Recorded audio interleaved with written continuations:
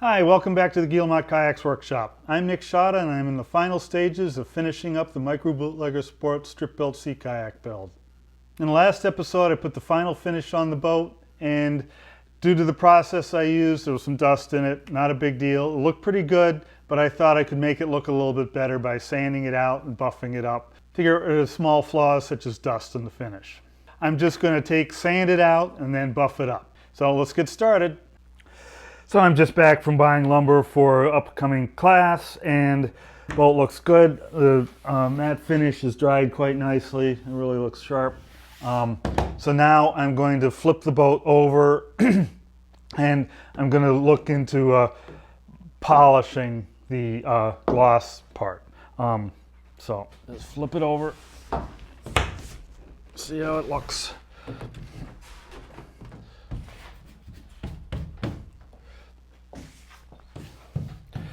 So there's a little bit of dust in here, which I expected.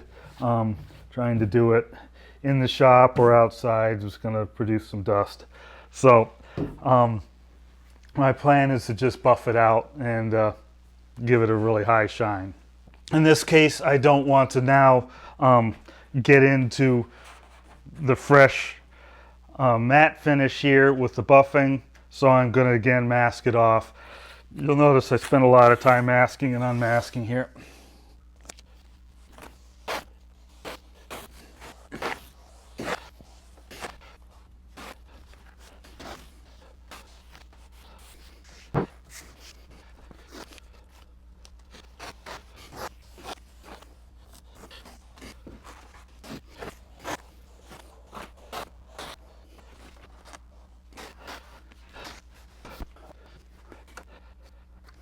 So I've got one of these hard rubber sanding blocks, but I put a little bit of mini cell foam on it to give it a little bit of contour following ability. And I've got a sheet of 800 grit wet dry sandpaper here that I've ripped into quarters. I'll just stick the whole stack in the block. And then as it wears out, I just rip off another piece. Got some water here. Normally I have a squirt bottle, but my squirt bottle broke.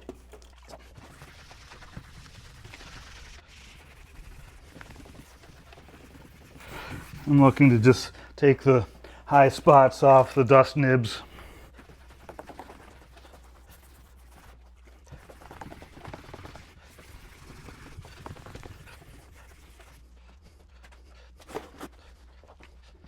Dry the surface off every once in a while to see how it's going.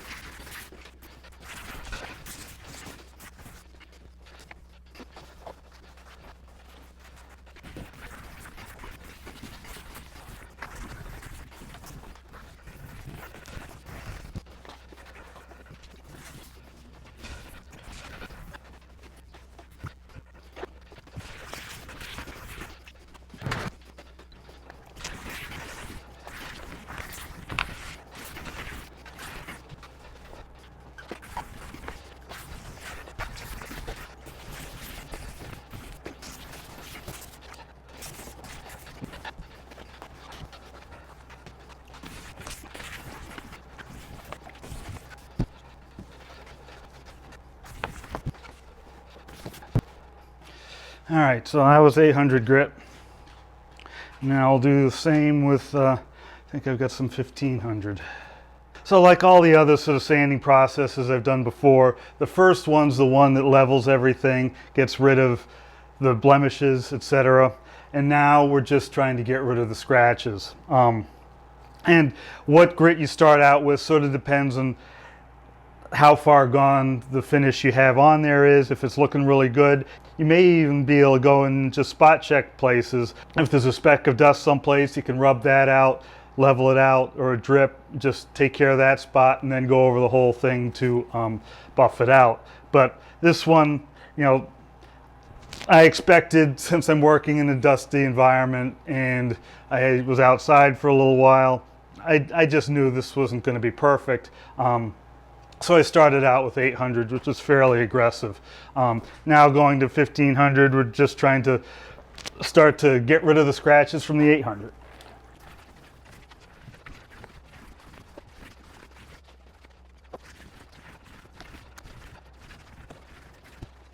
All right, that was a quick once over with the 1000, and you can feel the surface improve each time you up the grit. It's really feeling very smooth right now. Like any process in building a boat like this, the boat will absorb as much time as you want to throw at it. So I could quadruple my time with the sanding and get a better finish. I could octuple the time and get a better finish yet. But each time you double it, it's not like you get twice as good a finish. You get maybe a 1% better finish. This was a very quick once over with the 1500. The surface was looking pretty good before. Now if I buff it out, it'll really be nice. And so that's going to be my next stage.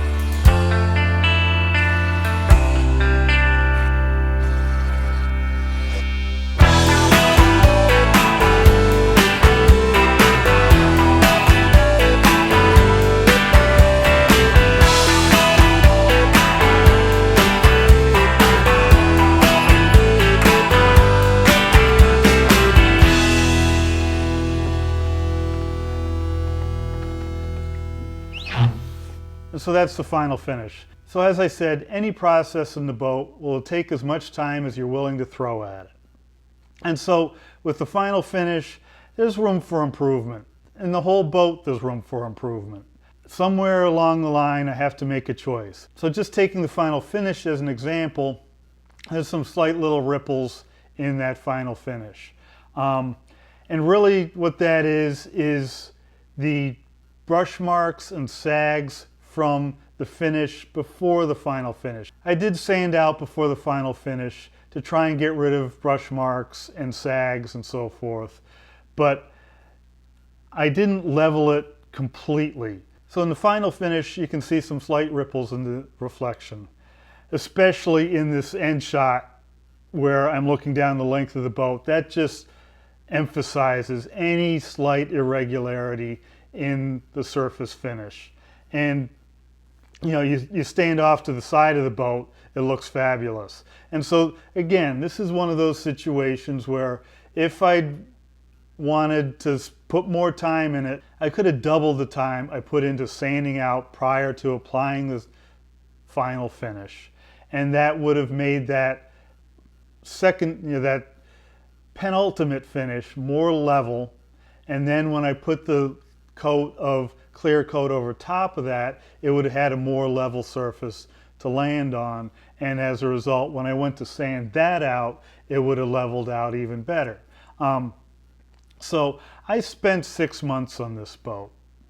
I could have put a year into this boat. I could have done it in 3 months. But the boat will take as much time as you're willing to throw at it. And every little bit of extra work you do on it will probably make the boat look better. But the question is, how much better and how much is it worth doing? I originally planned on just varnishing this boat with brushing it on and just use a standard varnish, and I wouldn't have sanded it out. I would have done a sanding right before the final coat and then just brushed it out and left it, and it would have looked great. What I've got looks better, and it is a better finish. I'm using a better material, so it's going to be a longer lasting finish. Like lots of parts of the boat, there are flaws in it that I will notice every time I look at it, and it'll bother me. But that's going to be the way with every boat I will ever make in the future and every boat I've made in the past. And any boat or any project you build, you'll have the same issue. There'll be stuff that just jumps out of you and you can't not see. But everybody else that looks at the project will just see a beautiful thing. Finding that balance of how much time do you put into it, because you can always put more time. There's always something you can do to make it better, versus getting it done, getting it ready to go out on the water. It's a struggle, and it's a struggle I always work on. And you can say that somebody's striving for perfection and they feel they've done something perfect, but chances are there's something more they could have done to make it even better. And I'm always struggling with that. So as we wind down with this project, I've just got a little bit more to do. I've got the seat and the skeg to put in, and then basically the boat will be complete. And so I'll have an episode covering that, and then probably an episode covering the launching. And then after that, I'll do a nice overview of the whole project. One thing I'd probably like to do before I do the final video on this whole project is just a Q&A video. So again, take the opportunity, if you're looking through this whole video series, to ask questions about the whole series.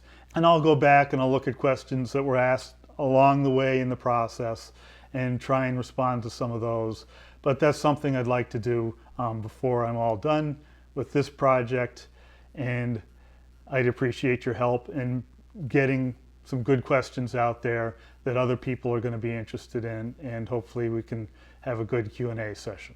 So again, thank you for your support all the way through this process. If you've been watching all the way along, just the fact that you're watching is great support. I will at some point have a nice thank you for all my Patreon patrons that helped out on this whole series.